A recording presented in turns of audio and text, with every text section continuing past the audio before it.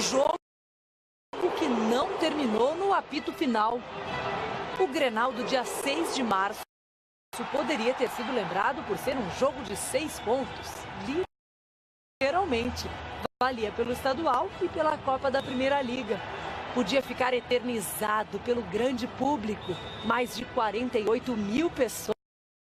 O maior da história da Arena do Grêmio. Mas aquele lance, perto da bandeirinha de escanteio, mudou tudo.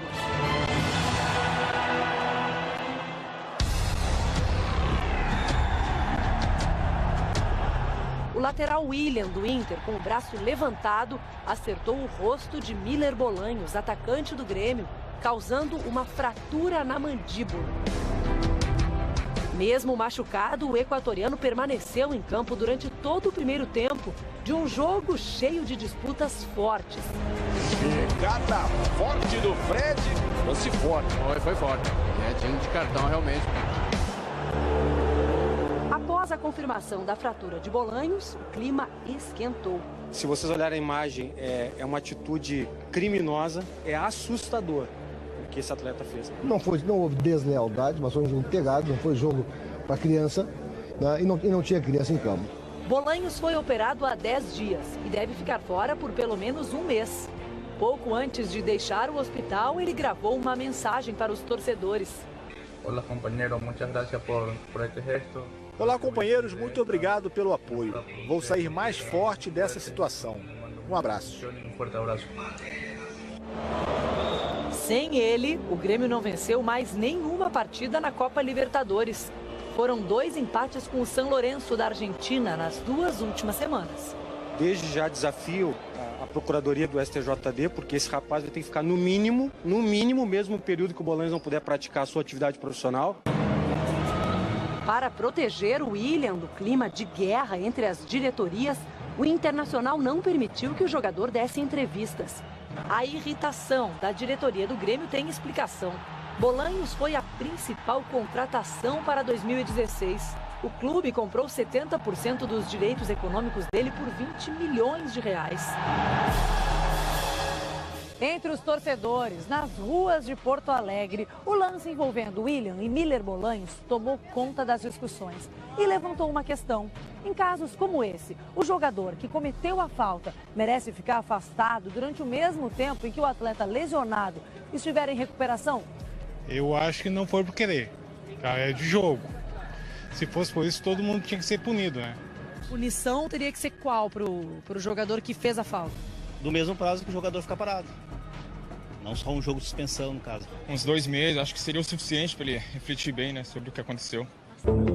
O Tribunal de Justiça Desportiva do Rio Grande do Sul denunciou o William por agressão, utilizando como base o artigo 254 do Código Brasileiro de Justiça Desportiva, que diz: na hipótese de o agredido permanecer impossibilitado de praticar a modalidade em consequência da agressão, o agressor poderá continuar suspenso até que o agredido esteja apto a retornar ao treinamento, respeitando o prazo máximo de 180 dias.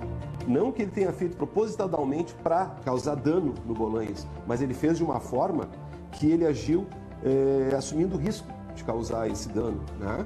E causou, infelizmente. No Brasileiro de 2011, o lateral Dodô, do Bahia, sofreu uma ruptura nos ligamentos do joelho depois dessa entrada do zagueiro Bolívar, do Internacional. Na época, Bolívar recebeu a mesma punição que o Grêmio pede agora para William. Mas em novo julgamento, depois de recurso do Inter, a pena caiu para 4 jogos de suspensão. Em 1998, Juninho Paulista era nome certo na Copa da França. Mas o sonho dele chegou ao fim depois dessa entrada de Michel Salgado, na partida entre Atlético de Madrid e Celta.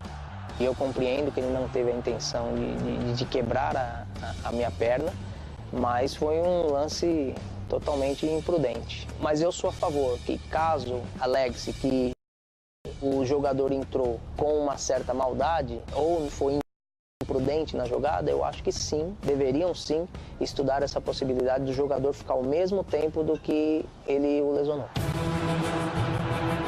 Também em 98, em uma partida entre Vasco e Cruzeiro, Pedrinho teve uma dividida forte com o zagueiro Jean Rafael e rompeu os ligamentos do joelho. Ficou fora dos gramados por 9 meses. Ele usou uma força desproporcional no lance, mas ele foi na bola, no tanto que o árbitro deu lateral. Então, nesse caso, eu acho que ele não deveria ficar ao mesmo tempo que eu fiquei parado, né?